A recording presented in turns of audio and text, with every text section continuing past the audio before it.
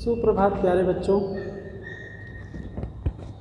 देखिए विद्यार्थियों को एक डाउट बहुत ज़्यादा रहता है कि चतुर्थांश मान और चतुर्थांश विचलन क्या एक ही होता है कि अलग अलग होता है। तो सबसे पहले मैं आप लोगों को ये क्लियर करना चाहता हूँ कि जो चतुर्थांश मान होते हैं उसको क्वार्टाइल बोला जाता है और चतुर्थांश विचलन को क्वार्टाइल डेविएशन बोला जाता है। तो दोनों अलग अलग चीज़ें होती हैं, उसके फार्मूले अलग होते हैं, इसके फार्मूले अलग होते हैं। गणना करने की विधि जो है थोड़ी बहुत सिमिलरिटी है, लेकिन वहाँ पे क्या होते हैं Q1 यहाँ पे सिर्फ मान निकाले जाते हैं, निम्न पद के, मध्य पद के, उच्च पद के मान सिर्फ निकाले जाते हैं। लेकिन डेविएशन में क्या होता है कि तीनों का मान निकाल करके या सिर्फ उसमें प्रथम पद का या बोल सकते हैं न्यूनतम चतुर्थांश का और उच्चतम चतुर्थांश का मान निकाल करके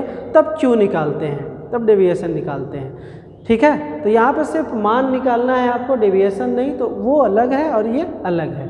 तो इसलिए अब इसमें जो है मैंने आप लोगों को अव्यवस्थित आंकड़ों से संबंधित गणना विधि बता दिया था। अब एक सवाल मुझे एक बच्चे ने भेजा है कि सर जी अगर क्लास इंटरवल के रूप में रहेगा तब चतुर्थांश मान कैसे ज्ञात करेंगे। तब ये व्यवस्थित श्रेणी का हो जाता है और व्यवस्थित श्रेणी का मान ज्ञात करने के लिए सबसे पहले आप लोगों को अपने दिमाग में फार्मूला फिट करना पड़ेगा। तो इसके लिए जो फार्मूला होता है वो QN बराबर होता है L प्लस, L थोड़ा सा बड़ा लिख देते हैं, L प्लस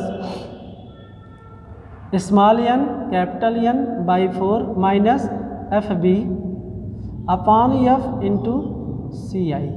ठीक है, तो सबसे पहले आपको समझना होगा कि यहाँ पे ये जो दिया हुआ चतुर्थांश बोलते हैं इसको चतुर्थांश मान, L जो होता है जिस CF में आता है, जिसका रेखांकन किया जाता है वर्ग का लोअर लिमिट। N क्या होता है, जो मान हमें दिया रहता है। ये क्या है, पदों की संख्या है, N यहाँ से मिलता है। FB क्या होता है, CF में जो रेखांकित होता है इसके नीचे वाला प्राप्तांक को FB बोलते हैं या CF भी बोलते हैं इसको। ठीक है, और F क्या है, जो रेखांकित होता है उसकी फ्रीक्वेंसी। ठीक है, यहाँ पे जो रेखांकन किया जाएगा उस वर्ग का फ्रीक्वेंसी, और ये CI क्या होता है, वर्गांतर का आकार बोलते हैं इसको। तो ये फार्मूला आपको सवाल लगाने से पहले दिमाग में आपको रखना पड़ेगा। तो बच्चों ये फार्मूला जो है चीख चीख के बोल रहा था, अभी क्या चाहिए, CF चाहिए हमें। तो CF सबसे पहले निकालना पड़ेगा। तो निकाल दीजिए CF। 2 हो गया, 3 2 5 हो गया, 8 हो गया, 8 8 16 हो गया, और 16 और 12 कितना हो जाएगा, 28 हो जाएगा, 28 10 38 हो जाएगा, 38 और 6 44 हो जाएगा, 44 4 48 हो जाएगा, 48 2 50 हो जाएगा। मैंने बार बार मैं बताता हूँ कि CF का अंतिम प्राप्तांक और N के प्राप्तांक दोनों बराबर होने चाहिए। तो दोनों प्राप्तांक क्या है, बराबर है। अब यहाँ से कह रहा है सवाल, अब सुनिए, अब यहाँ से सवाल मेन स्टार्ट होता है। अब कह रहा है कि क्योंकि ये तो सवाल आपको इतना दिया रहेगा, सिर्फ CF मान लीजिए निकालना पड़ेगा। तो सवाल जो इसमें दिया हुआ है उससे पूछ रहा है कि निम्न प्राप्तांक की सहायता से आपको क्या निकालना है, Q1 निकालना है, Q2 निकालना है और Q3 निकालना है। ठीक है, अब ये आपसे पूछ रहा है। ठीक, तो अब आपको क्या निकालना पड़ेगा, सबसे पहले Q1 निकालना पड़ेगा। तो Q1 निकाल दीजिए। Q1 निकालने के लिए क्या करना पड़ता है, अब यहाँ से आपको N प्राप्त करना पड़ेगा, स्मॉल n और कैपिटल N। तो स्मॉल n जब Q1 निकालना है तो Q1 निकालने के लिए क्या होता है, पहले यही जान लीजिए, N कैपिटल N बाई 4 ना। तो स्मॉल n क्या है, यहाँ पर Q1 ज्ञात कर रहे हैं तो 1 होगा। कैपिटल N ये जो पदों को जोड़े हैं, फ्रिक्वेंसी को जोड़े हैं, वो ये N की वैल्यू है कितना है भाई, 50 है। तो मान रख दीजिए, तब क्या होगा, जब मान रखेंगे तो मान रखने पर 1 × 50 अपॉन 4। ठीक है, अब एक बार जाएगा पहले, फिर उसके बाद बचा 10 दूना 8 12.5 मान, ये हो गया। अब ये मान आपको कहाँ देखना पड़ेगा, किस CF में हमारे आ रहा है। तो देखिए ये वाला जो CF है, इसी CF में ये मान आएगा। इसको रेखांकित कर देते हैं। तो अब फार्मूले के अनुसार जो पहले वाला फार्मूला आपको बताए थे, उस फार्मूले के अनुसार देखेंगे तो उसके CF के जो रेखांकित भाग के नीचे वाला जो मान है उसको क्या बोलेंगे, FB बोलेंगे, और उस रेखांकित के बीच वाला जो फ्रीक्वेंसी है उसको क्या बोलेंगे, स्मॉल f बोलेंगे, और इसका लोअर लिमिट क्या हो जाएगा, ये पहले वाले, ठीक है, यल हो जाएगा। तो अब उसी फार्मूले में जो मान कह रहा है उसके अनुसार रख दीजिए। एक बार फिर से मैं फार्मूला लिख दे रहा हूँ। अब इसका मान तो मतलब तो ख़त्म हो गया, बस ये मान जानिए कि इसकी वैल्यू कितनी आई है। तो यहाँ पे मैं लिख दे रहा हूँ 12.5 आया है इसका n कैपिटल N/4 का मान। बस इसी की ज़रूरत है, बाकी हम साफ कर दे रहे हैं यहाँ से। फार्मूला एक बार फिर ध्यान से देख लीजिए, Qn बराबर L plus small n capital N/4 minus FB अपान F इंटू CI। ठीक है प्यारे बच्चों, ये जुबान पर एकदम याद होना चाहिए। यल इसमें मैंने बताया था 0.5 घटा लेंगे, जो मान आएगा वही हो जाएगा। तो कितना हो जाएगा 30.5 प्लस इसकी वैल्यू हम यहाँ लिखे ही हैं 12.5। FB की वैल्यू आया ही है, यहाँ से हमें प्राप्त है 8 हो गया। ठीक है, F की वैल्यू यहाँ देखिए 8 है, ये 8 रख देते हैं। CI आपको निकालना है अभी, लेकिन CI देखने से ही लग रहा है कि CI का जो आकार है वो 10 है। ठीक है, अब कैसे निकलता है मैं बार बार बताता हूँ, फिर भी आप लोग भूल जाते हैं, उसको फिर से बता दे रहे हैं। 0.5 अपर लिपिड में जोड़ेंगे, इसमें क्या करेंगे, घटाएंगे तो 30.5 हो जाएगा। अब इसको घटाने पर जो मान आएगा वही क्या हो जाएगा, आकार हो जाएगा CI का। तो ये आपका 10 का आकार दिया। अब इसी को सॉल्व कर दीजिए, 30.5 प्लस, अब इसमें से घटाएंगे तो कितना बचेगा बच्चों, अब इसमें से घटाएंगे तो 4.5 बचेगा, गुणे 10 यहीं पे कर लेते हैं बटे 8। अब इसको देखिए गुणा जब करेंगे, एक बार और कर देते हैं प्रोसेस थोड़ा सा, ताकि आपको आसानी से समझ में आए कि मैं क्या लिख रहा हूँ। जब ये गुणा करेंगे तो ये पॉइंट हट जाएगा, 45 हो जाएगा बटे 8 हो जाएगा। इसको काटेंगे तो 5 बार जाएगा 40.5, 6 बार जाएगा।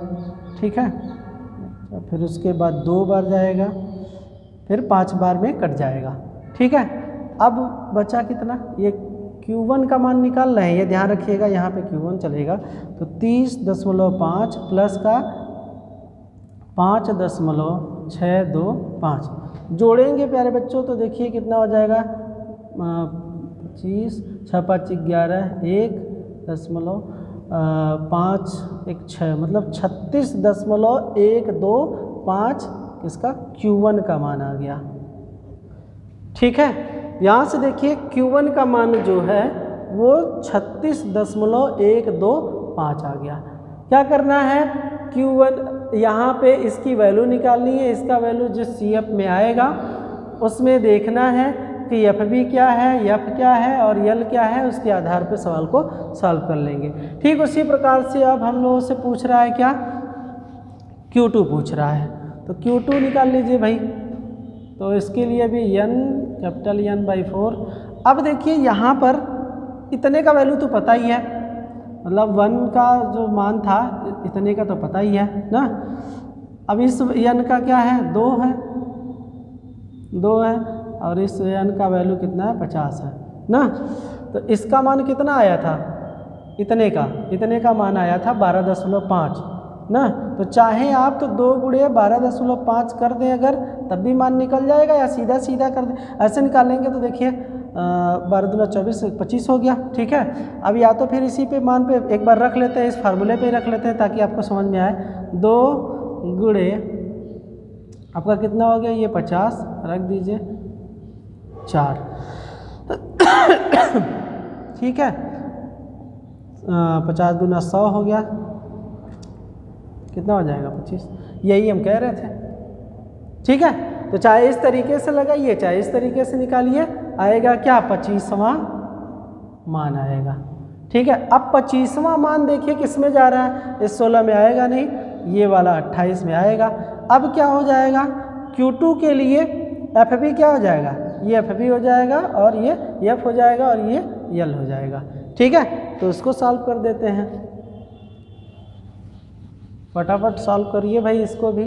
यहाँ पे Q2 का मान कितना हो गया, मान लीजिए 25 हो गया। ठीक है, अब इसके लिए लोअर लिमिट कितना हो जाएगा, 40.5 हो जाएगा, प्लस इसका कितना आया है तो 25 आया है, माइनस FB का मान कितना है भाई तो 16 है।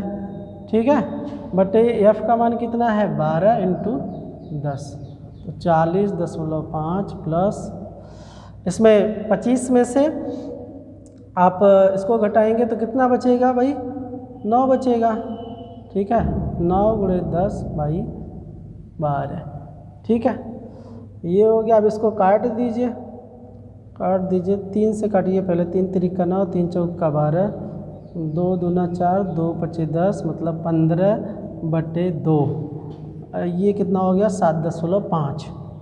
ठीक, अब जोड़ दीजिए, 40.5 प्लस 7.5 मतलब कि कितना हो गया 48 हो जाएगा क्या। Q2 का मान 48, इसको जोड़ेंगे तो भाई 5 5 10 ना, 0.7, एक हासिल लगा था 8, 48।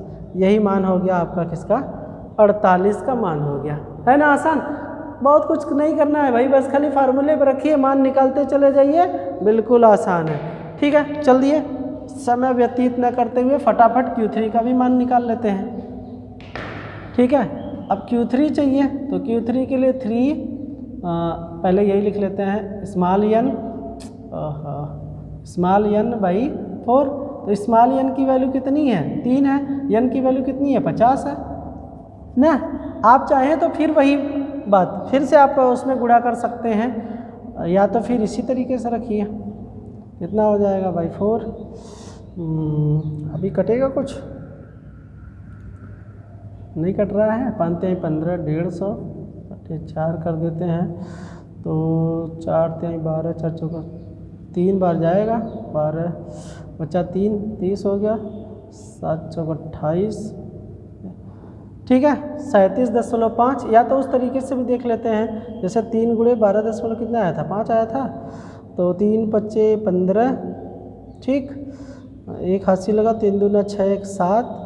ठीक, और 3 1 कम 3, ठीक, उससे भी 37.5 आ रहा है।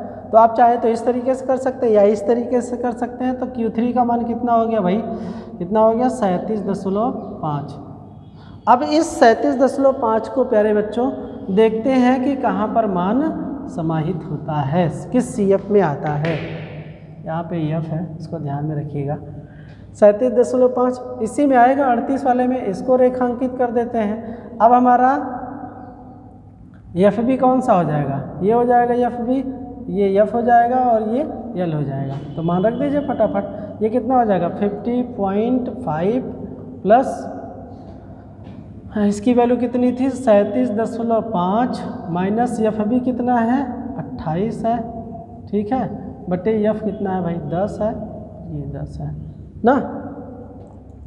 50, राइटिंग आज बहुत गड़बड़ हो रही है। 50.5 प्लस, अब 37.5 में क्या करिए, इसको घटा लीजिए, एक बार घटा करके थोड़ा सॉल्व करिए। आप लोग अपने से भी सॉल्व करेंगे थोड़ा सा तो कहीं ना कहीं आसानी होगी, या फिर मैं सॉल्व कर दे रहा हूँ इसको Q3 को भी ना। तो इसका भी कितना आएगा 9.5 आएगा, 9.5 × 10 10, ये सीधा सीधा कट जा रहा है ना। 50.5 प्लस 9.5 कितना हो जा रहा है, ये भी 60 हो जाएगा। Q3 बराबर 60, ये भी तो आसानी है ना। तो इस तरीके से आप लोगों से बच्चों चतुर्थांश व्यवस्थित श्रेणी भी दे करके अगर चतुर्थांश मान पूछे तो आप लोग आसानी से Q1 Q2 Q3 का मान निकाल सकते हैं। बहुत ज़्यादा टफ नहीं है, बशर्ते आपको ये फार्मूला याद रहना चाहिए और इसकी वैल्यू निकालिए, CF में फिट करिए, CF में फिट करके उसके अनुसार इस फार्मूले का प्रयोग करके बस सवाल को सॉल्व कर दीजिए। आई होप आप लोगों को बच्चों बहुत अच्छे तरीके से समझ में आया होगा।